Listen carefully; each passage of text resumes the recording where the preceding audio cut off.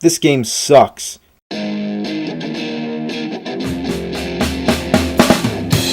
He's gonna take you back to the past to play the shitty games that suck ass. He'd rather have a buffalo take a diarrhea dump in his ear. He'd rather eat the rotten asshole of a roadkill skunk and down it with beer.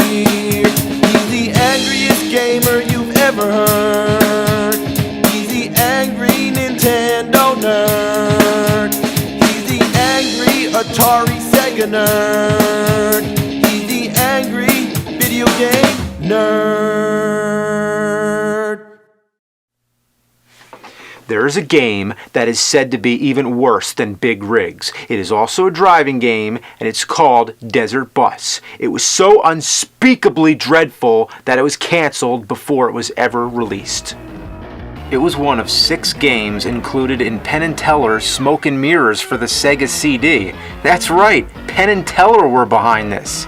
And if you haven't heard of them, well, how do I sum it up? Basically, they're 2 of the greatest entertainers of our time. They mix magic and comedy, they perform it live, they defy physics, they're funny as hell, they attack bullshit, and they've been doing it for nearly 40 years. So their first attempt at a video game in 1995 was a very interesting one and something that only they could have made. See? You gotta be careful, those thermographics.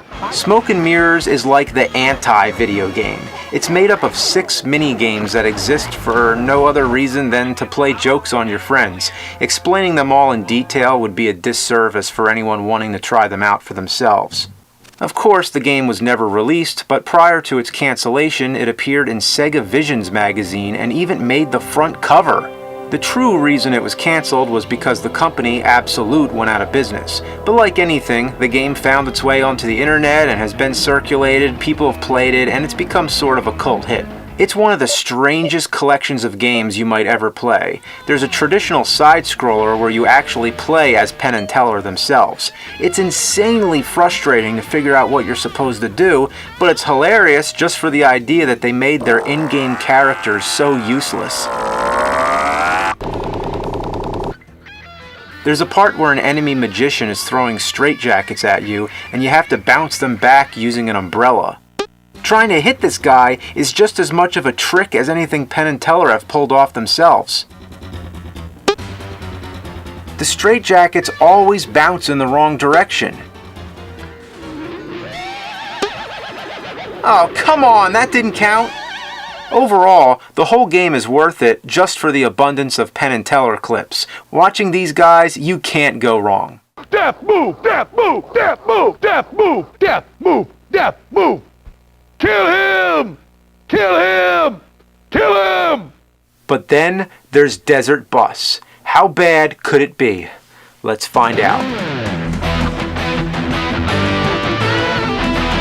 From Tucson, Arizona to Las Vegas, Nevada. Are we going to Las Vegas to see a Penn and Teller show? I hope. Okay, I'm driving the bus.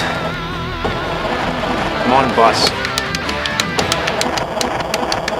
Come on, bus. Come on. Okay, slowly but surely, here we go.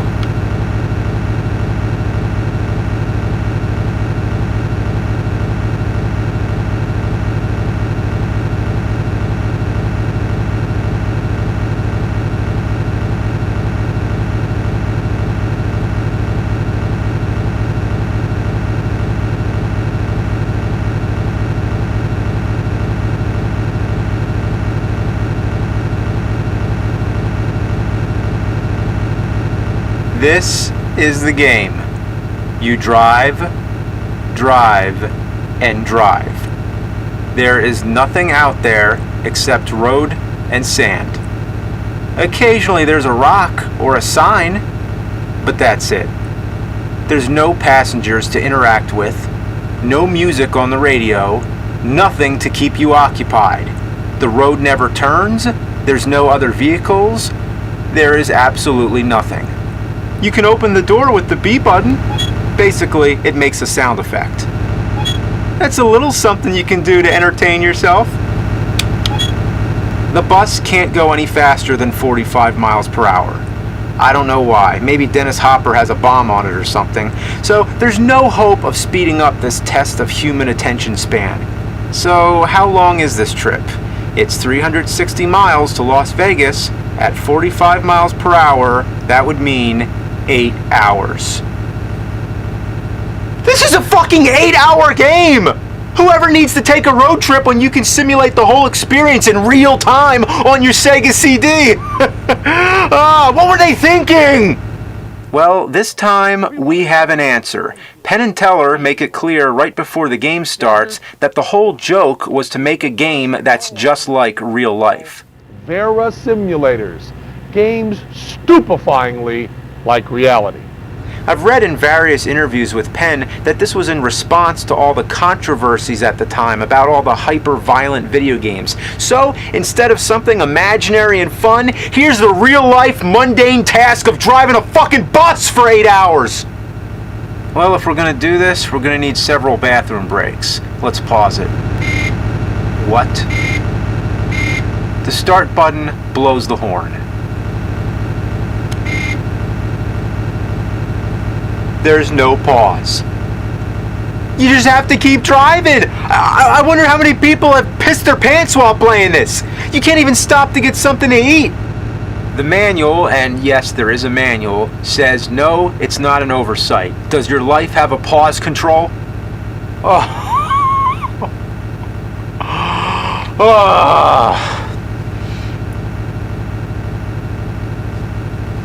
I'm driving.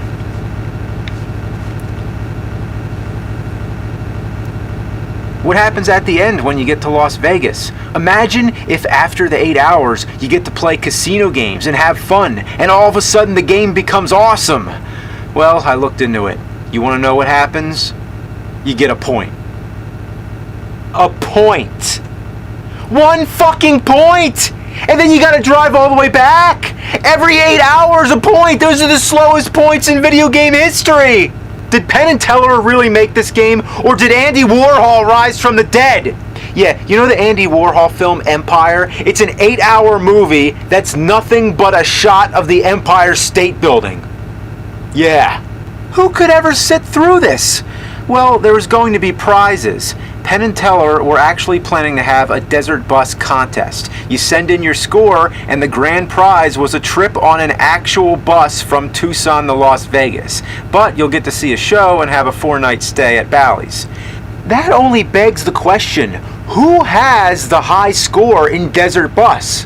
Well, apparently, the highest you can get is 99, which would mean putting in 792 hours, or 33 days of continuous gameplay. And speaking of long hours, I just found out there's a group who do an annual marathon of the game for charity. It's called Desert Bus for Hope, and it's been very successful in raising money for children. So at least something good has come of this game. They must be some serious troopers. I can't sit through 10 minutes of this shit! I've heard that every once in a while, a bug will splat on your windshield. I'd be happy just to see that. I'm suffering from so much sensory deprivation that anything to break up the monotony would be amazing. If a bug came and splat on this windshield, that would blow my fucking mind. But I'll never have the patience to get that far. I'll never even get a single point. Just gotta hold your thumb on this button for so long. Wait. Oh! How do you like that trick, Penn and Teller? If you can't beat the game, let the game beat itself.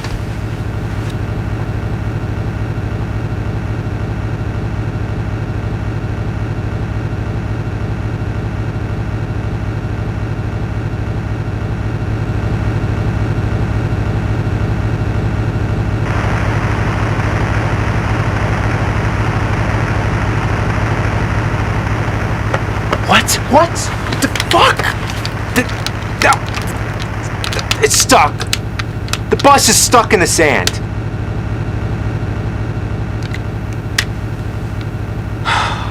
They made the bus veer to the right on purpose. Oh, they thought of everything. God damn you, Penn and Teller. You have to sit here and drive the bus, just like in real life. And real life fucking sucks. Now I'm getting towed. Oh boy. The towing is in real time also. So if you've driven 7 hours, does it take 7 hours for the game to start over? This is the most sadistic thing ever. There's no fun factor whatsoever. This makes Big Rigs look like a fucking party. Big Rigs isn't even a game and has no challenge whatsoever, but here the challenge comes from trying to stay awake from boredom. For the past 10 years, I've been on a mission to warn the world of shitty games. And in all those years, this one takes the cake. I think I've finally hit the bottom of the barrel. The fact that a game like this could come into existence and that people have played it and suffered through it and even adapted it into an Atari 2600 game means that I've failed. I've done everything I can. It's time to retire.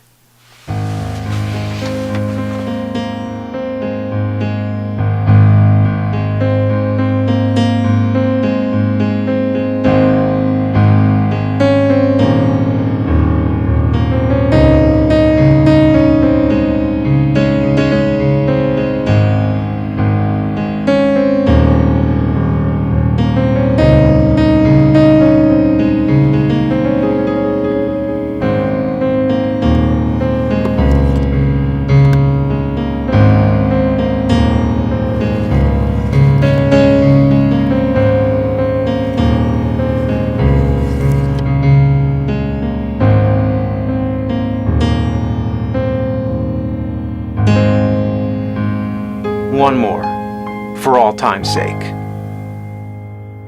This game is a hack of Castlevania II by the almighty Guru. As I said 10 years ago, the original game is full of problems. How would you ever figure out that you're supposed to throw an oak stake at that orb? One of the biggest problems in the game is how cryptic it is and how none of the townspeople tell you anything that's useful. Instead of giving you clues like any other kind of adventure or RPG game, they just give you a bunch of nonsensical riddles. But here, in Castlevania II Redaction, we have real clues. Yeah, all the dialogue's been fixed, and now it actually makes sense. I can't believe that somebody's actually been trying to fix this shitload of fuck. But what about the day-to-night transitions? Why did they think that that would be a good idea and interrupt the gameplay? Did they think it would be more realistic? I mean, in real life, I don't have to stop in my tracks when the sun sets and a fucking box doesn't pop up in the air.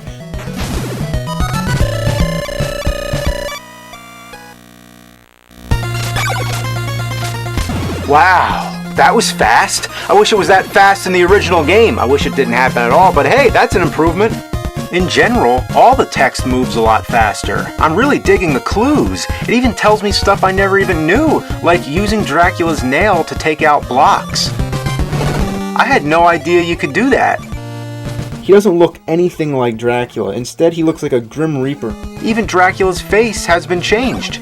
It's still annoying how long it takes to collect hearts to buy stuff, and also those annoying invisible platforms are still there. But all these improvements are a good start. The most annoying cryptic thing of all is how it never tells you how to pass through the wall. Would you guess that you're supposed to pass through this wall? You need to have a red crystal selected and be kneeling down and wait a little while before this magic tornado comes and takes you to the next part of the game.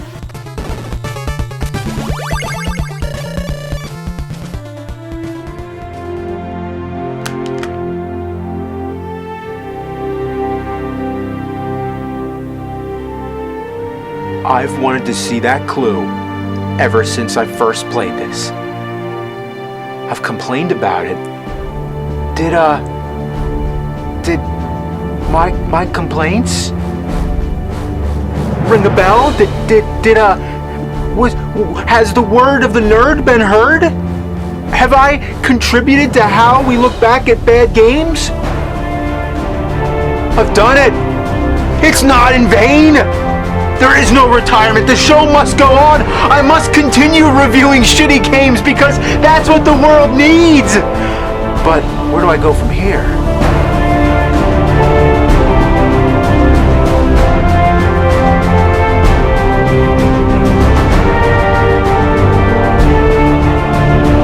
I've had so many adventures within these four walls. I need to take the adventure outside. I need to go do something bigger, something to top everything that I've already done.